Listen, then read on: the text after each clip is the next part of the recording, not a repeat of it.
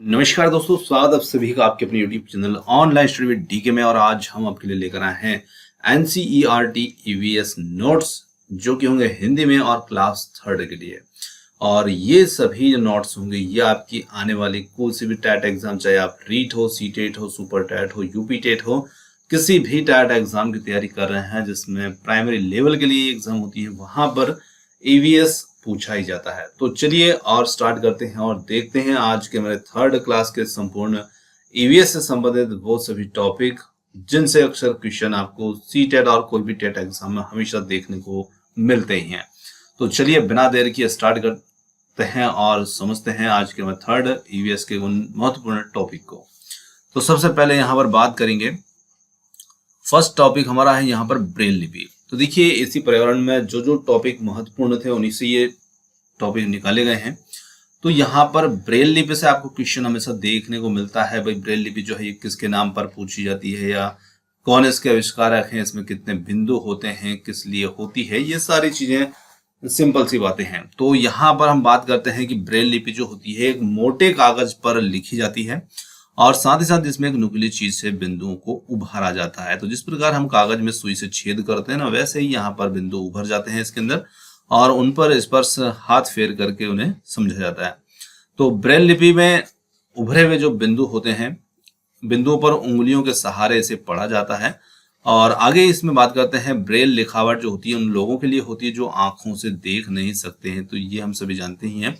और वह उन्हीं बिंदुओं को छू करके समझ सकता है या महसूस कर सकते हैं कि ये क्या लिखा है। आगे बात करते हैं, ब्रेल लिपि जो है ये लुइस ब्रेल जो कि फ्रांस के थे। अब यह बात आपको ध्यान रखना है कि यहाँ पर ब्रेल जो थे कहाँ के थे और उन्हीं के नाम पर ये रखी गई थी और इसी लिपि का नाम जो था वो ब्रेल लिपि रखा गया।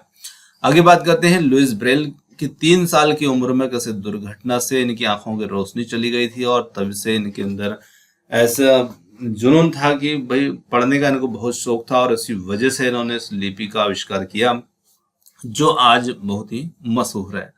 ऐसे उन सभी लोगों के लिए जो आंखों से देख नहीं सकते उनके लिए पढ़ने की बहुत अच्छा प्रयास इनका रहा है। तो आगे यहाँ पर बात करेंगे, लुइस ब्रेल की पढ़ाई में रुचि थी और वह पढ़ने लिखने के लिए विभिन्न तरीके सोचने लगे थे और उसी कारण से उन्होंने इस आविष्कार को जन्म दिया। जो तरीका निकाला उसे बाद में ब्रेल स्क्रिप्ट के नाम से जाना गया। अब देखिए यहाँ पर सबसे महत्वपूर्ण प्रश्न इसका जो बनता है कि ये जो ब्रेल स्क्रिप्ट होती है ये कितने बिंदु पर आधारित होती है। तो देखिए ये जो होती है ना 6 बिंदुओं पर आधारित होती है और अब यह कंप्यूटर के प्रयोग से भी लिखी जा सकती है। तो 6 बिंदु यहाँ पर महत्वपूर्ण बनेंगे इसके लिए। अगर आप बच्चों को ब्रेल स्क्रिप्ट के बारे में बताएंगे और समझाएंगे तो वो भी उसे अच्छे से समझ पाएंगे। चलिए आगे बढ़ते हैं अगले टॉपिक की ओर। आगे यहाँ पर चूहों से संबंधित है। चूहे जो होते हैं ये इनकी देखने की क्षमता बहुत कम होती है पर सूंघने और छूने और टेस्ट करने की क्षमता इनकी बहुत ज्यादा होती है। तो कहने का मतलब है कि देखने की क्षमता कम है पर सूंघने, चखने और टेस्ट करने की जो क्षमता होती है उसमें बहुत संवेदनशील होते हैं। ये क्षमता इनकी बहुत ज्यादा होती है। अगला यहाँ पर एक, नागपुर के लोग जो होते हैं दाल में चीनी डालते हैं, मतलब दाल जो बनाते हैं पकाते हैं उसके अंदर वो चीनी का प्रयोग करते हैं, मीठी दाल बनाते हैं नागपुर के लोग। तो ये भी एक प्रश्न यहाँ पर बनता है। डांस में हाथ और चेहरे के जरिए भावनाएं जो होती दिखाई जाती है जिन्हें हम मुद्रा भाव कहते हैं या हमारी भाव भंगिमा कहते हैं।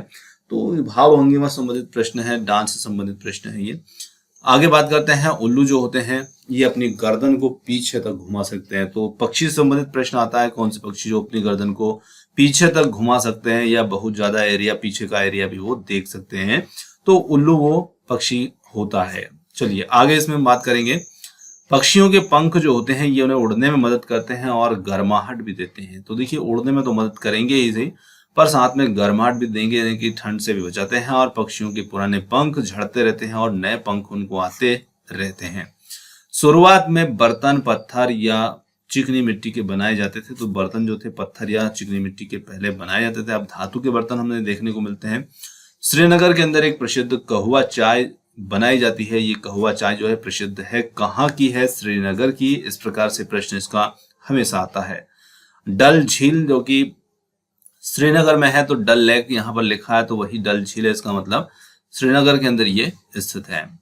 शिकारा नाम की जो नाव होती है ये भी बहुत ही मशहूर है और यहाँ पर डल झील जो होती है इसमें शिकारा नाम की जो नाव होती है, इससे टूरिस्ट जो होते हैं ये इस डल झील के अंदर एंजॉय करते हैं। तो यहाँ पर पूछा था शिकारा नाम जो नाव है कहाँ से संबंधित, तो ध्यान रखिएगा अब ये डल झील से संबंधित है। हाउस बोट जो है ये श्रीनगर से संबंधित है और यहाँ पर देखने को मिलती है, यहाँ पर पाई जाती है हाउस बोट। आगे बात करते हैं पक्षी कीड़ों को खा करके फलों को कीड़ों से बचाते हैं। तो पक्षी निश्चित रूप से कीड़ों को खाते हैं और फलों को कीड़ों से बचाते हैं, यानी कि कीड़े जो फल ना खाएं तो इस प्रकार से पक्षी कीड़ों को खा जाते हैं। तो इस प्रकार से ये यहाँ पर एक आहार श्रृंखला का प्रदर्शन इसमें हो रहा है हमें यहाँ पर। आगे बात करते हैं बज्जू नामक गांव राजस्थान में है और मैप को समझने के लिए सिंबल्स की समझ हमें होना चाहिए।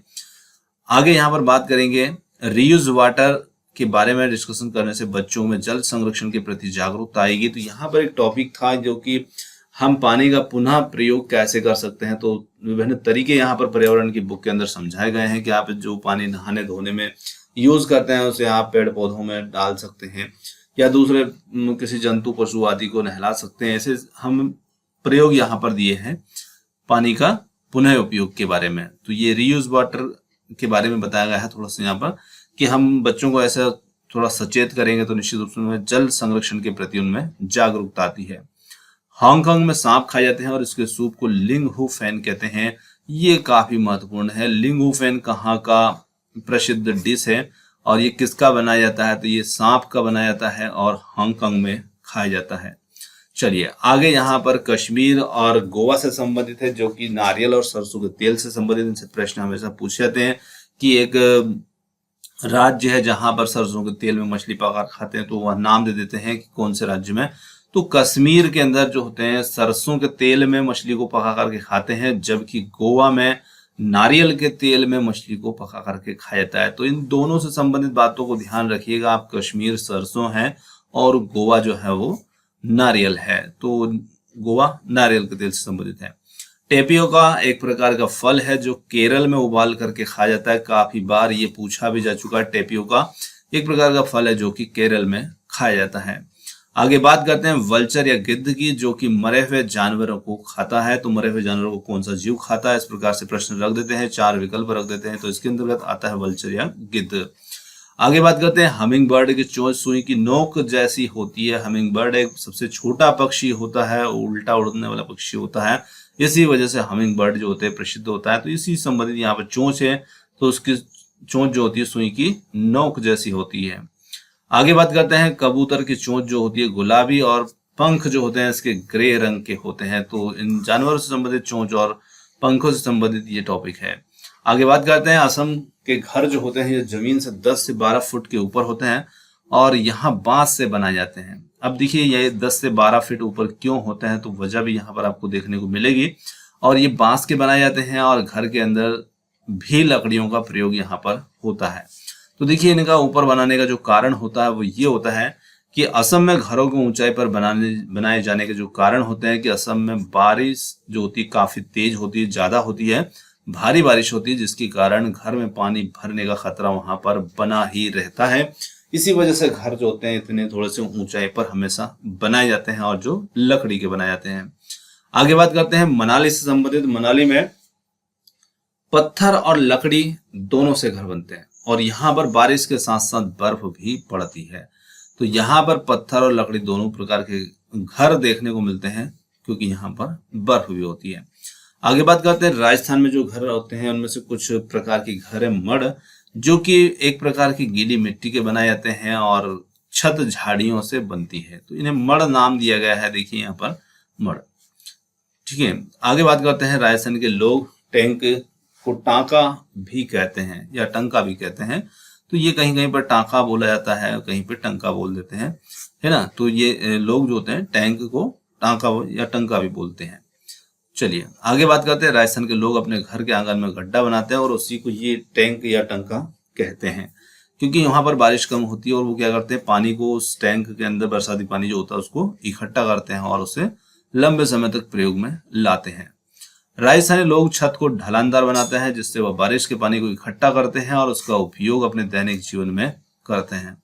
चलिए आगे इसमें बात करते हैं बच्चों को क्लासिफिकेशन की स्किल्स सिखा सकते हैं हम, उन्हें कुछ कैटेगराइज करने को कहा जाए, जैसे जानवर, वस्तुएं आदि। तो पर्यावरण के अंदर ऐसे कुछ टॉपिक हैं कि भाई बच्चों को हम पर्यावरण में से कैसे जोड़े, तो उसके लिए कुछ यहाँ पर तरीके बताए गए हैं जिनसे संबंधित बातें हम बच्चों को पर्यावरण के प्रति सचेत करते हैं, साथ ही साथ पर्यावरण से जोड़ सकते हैं।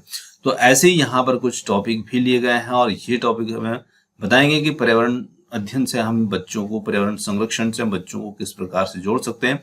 तो यहाँ पर बच्चों को हम वर्गीकरण करने को कह रहे हैं, जिससे कि जानवर है, वस्तुएं हैं, कुछ भी ऐसे हैं। तो यहाँ पर बच्चों के अंदर वर्गीकरण, क्लासिफिकेशन करने का जो स्किल्स होता है वो डेवलप्ड होता है। इस तरीके के कार्य बच्चों को यदि दिए जाते हैं तो आगे हम बात करते हैं। तो यहाँ पर बच्चों को अपने आसपास की सूचनाएं एकत्रित करने के लिए मोटिवेट करें या प्रोत्साहित किया जा सकता है, जिससे कि वे आसपास के वातावरण से ज्यादा अच्छे से सीखते हैं। तो देखिए, बच्चे अपने आसपास के वातावरण को बेहतर तरीके से समझेंगे जब वो अपने आसपास की सूचनाओं को एकत्रित करने के लिए हम उन्हें प्रोत्साहित करेंगे। तो निश्चित रूप से यहाँ पर भी बच्चों को अपने आसपास के वातावरण से जोड़ने का तरीका यहाँ पर हमें इसमें बताया जा रहा है इस टॉपिक में। आगे बात करते हैं, बच्चों को प्रकृति को ऑब्जर्व करने के अवसर दें, ना कि केवल कक्षा में ही प्रकृति के बारे में बताएं। कहने का मतलब है सीधा सीधा कि बच्चों को कक्षा में बैठा करके ना रखा जाए, उन्हें बाहर खुले मैदान में प्रकृति के साथ ऑब्जर्व करने का उन्हें अवसर दिया जाए, जिससे कि प्रकृति के बारे में वो सक्रिय प्रतिभागी होने से उनमें प्रकृति के प्रति प्यार और जागरूकता भी बढ़ती है। तो सीधा वहां पर क्या होता है, प्रकृति के साथ उनका प्रत्यक्ष अनुभव होता है। तो निश्चित रूप से हमें बच्चों को प्रत्यक्ष अनुभव के अवसर भी उपलब्ध करवाना चाहिए, जिससे कि बच्चे बहुत आसानी से उस चीजों से जुड़ सके। इसी के साथ में यहाँ पर शिक्षक कक्षा में बच्चों को बाहरी दुनिया से जोड़कर चीजों को पढ़ा सकते हैं, जिससे बच्चों को ज्यादा समझ आता है और वह चीजों को दुनिया से जोड़ करके देख पाते हैं। तो बच्चों को बाहरी दुनिया से जोड़ना, ये हमें सभी प्रकार के शिक्षण पेडागोजी होती है उसमें देखने को ऐसे टॉपिक मिलते हैं और इनसे प्रश्न भी बनते हैं। ये भी आप ध्यान रखिएगा कि ये जो टॉपिक है ये काफी महत्वपूर्ण है, इनसे प्रश्न हमेशा बनते हैं। चलिए आगे हम बात करते हैं, बच्चों को समूह में कार्य करने के लिए प्रेरित करें, जिससे कि उनकी डाइवर्सिटी या विविधता के गुण बनाने में मदद मिलेगी। तो देखिए, यहाँ पर बच्चों को समूह में कार्य करने के लिए हम प्रेरित करेंगे तो निश्चित रूप से उनके अंदर सामाजिकता का विकास तो होगा ही होगा, पर जब वो समूह में कार्य करते हैं तो हर बच्चा एक भिन्न भिन्न तरीके से सोचता है, अलग अलग तरीके से सोचता है। तो कोई क्या कार्य करेगा, कोई क्या कार्य करेगा, और सब मिलकर के लास्ट में उस कार्य को पूरा कर लेते हैं। तो इस प्रकार से यहाँ पर हमें एक दूसरे का सहयोग लेना और एक दूसरे को सहयोग देने का गुण भी हमारे अंदर विकसित होता है। तो यहाँ पर इस प्रकार का कार्य करने से हमें ये प्रोत्साहन बच्चों को मिलता है। चलिए आगे हम बात करते हैं, बच्चों को अच्छी प्रेरित कहानियां पढ़ने के लिए प्रेरित करना चाहिए। तो जहां पर भी कोई अच्छे लेख हो तो बच्चों को निश्चित रूप से उस ओर हमें प्रेरित करना चाहिए। बच्चों को क्रिएटिविटी में प्रोत्साहित करें, यानी कि बच्चों को हमेशा रचनात्मकता की ओर बढ़ावा दें, ताकि बच्चे कुछ नई नई चीजें सोचें, नए नए तरीके से कार्य करें। तो क्रिएटिविटी हेतु उनको प्रोत्साहित जरूर करना चाहिए। आगे बात करते हैं, बच्चों को कुछ चित्रकला में कुछ बनाने को दे, चाहे वो जैसा भी बनाते हैं उन्हें कार्य इस प्रकार का दिए जाना चाहिए। और कई बार बच्चों को वर्गीकरण करने का अवसर दें, जिससे कि उन्हें खुद निर्णय लेना सीख पाएं या सिखाएं। तो निश्चित रूप से बच्चों को खुद सेल्फ निर्णय लेने के लिए भी हमें प्रोत्साहित करना चाहिए। आगे यहाँ पर है, किसान, डॉक्टर, ग्रैंड पेरेंट्स और बहुत से सामाजिक विषयों पर बच्चों से बात करें और उनके बारे में बताएं। तो इस प्रकार से हम, जैसे किसान है, कोई डॉक्टर है, ग्रैंड पेरेंट्स है, या बहुत सारे सामाजिक व्यक्तित्व वाले व्यक्ति होते हैं जिनके बारे में बच्चों से बात करेंगे तो निश्चित रूप से वो थोड़ा सा उनके बारे में ज्यादा बेहतर तरीके से अच्छे से समझ पाएंगे।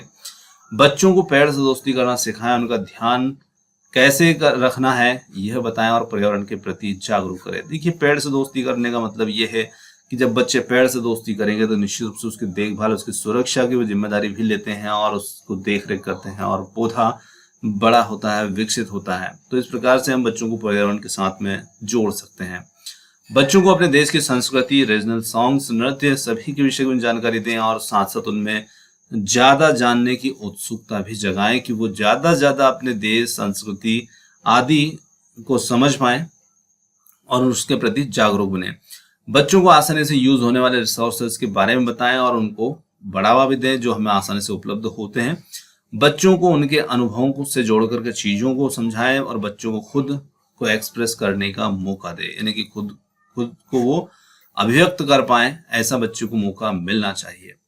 और बच्चों से जेंडर पर डिस्कशन करें और उनको बताएं। अब जेंडर पर यहाँ पर जेंडर इशू नहीं है, ये जेंडर का इशू मतलब जो कारण होता है जेंडर पक्षपात वाला, उस पर चर्चा करना कि दोनों प्रकार के जेंडर जो होते हैं वो हमारे लिए बराबर होते हैं और दोनों ही उतने ही महत्वपूर्ण है जो एक या दूसरा। तो समानता यहाँ पर दोनों प्रकार के जेंडरों में बच्चों को हमें दिखाना चाहिए। कहने का मतलब सीधा हमारा ये। बच्चों को पक्षियों के बारे में बताएं। बच्चों को मैप पर जगह कैसे ढूंढना होती है ये सब जानकारी मैप देख करके हम सिखाएं और उसकी जानकारी भी बच्चों को दें। बच्चों को बताएं जैसे गेम में नियम होते हैं या नियम बनाए जाते हैं, वैसे अपनी जिंदगी में भी कुछ अच्छे नियम बनाएं और उनका पालन करें। और साथ ही साथ बच्चों को फूलों के बारे में कैसे पहचानना है, उनकी क्या विशेषताएं होती है, उनके कौन कौन से अंग होते हैं, ये सारी चीजें हमें बच्चों के साथ में करना चाहिए। साथ ही साथ बच्चों को पर्यावरण और समाज में होने वाले जो बदलाव होते हैं, परिवर्तन होते हैं, वो क्यों हुए हैं, उनके पीछे के कारणों को भी बताना चाहिए, जिससे कि वो आसानी से पर्यावरण को समझ पाते हैं। साथ में खाने पीने का प्रोग्राम ऑर्गेनाइज करवाएं ताकि बच्चे आपके साथ खुलकर बातचीत कर सकते हैं और बच्चों को सिखाएं कि वे अपने पड़ोसी, अपने से बड़े छोटों लोगों से किस तरीके से बात करें। तो कहने का मतलब यहाँ पर उनको एक थोड़ी सी नैतिकता की बात भी दिखाना चाहिए। बच्चों को इतिहास के बारे में जानकारी दें। बच्चों को सुरक्षात्मक नियम जैसे आग से कैसे बचना आदि, भूकंप आदि से संबंधित जानकारी भी बच्चों को हमेशा देना चाहिए, ताकि कभी भी ये चीजें हमें घटनाएं होती है तो निश्चित रूप से वहां पर बच्चे उसके प्रति सजग रहे। बच्चों को प्रतिशत का प्रयोग आम जिंदगी में होने वाली कुछ चीजों के माध्यम से बताएं, जिससे कि वो उसको आसानी से समझ पाए। कहने का मतलब है कि जो व्यवहारिक जीवन में हमारे गणित प्रयोग में होता है वो बच्चों को जो उदाहरणों के माध्यम से समझाएं, जिससे कि वो आसानी से उसको समझ पाए, अपने जीवन से जोड़ करके उसको वो देख पाए। बच्चों को टेम्परेचर, तापमान के बारे में जानकारी दें, उपलब्ध कराएं। और यहाँ पर आज के जो हमारा पर्यावरण अध्ययन से संबंधित जो भी कुछ टॉपिक थे वो यहाँ पर समाप्त होता है। और टॉपिक आपको कैसे लगे, नोट्स आपको कैसे लगे, कमेंट्स करके जरूर बताइएगा। और वीडियो पसंद आए तो वीडियो को लाइक, शेयर और चैनल को सब्सक्राइब करना मत भूलिएगा। आपने हमें जो समय दिया उसके लिए बहुत बहुत धन्यवाद। Thanks for watching. मिलेंगे जल्द ही एक और अगले नए किसी वीडियो के साथ। धन्यवाद।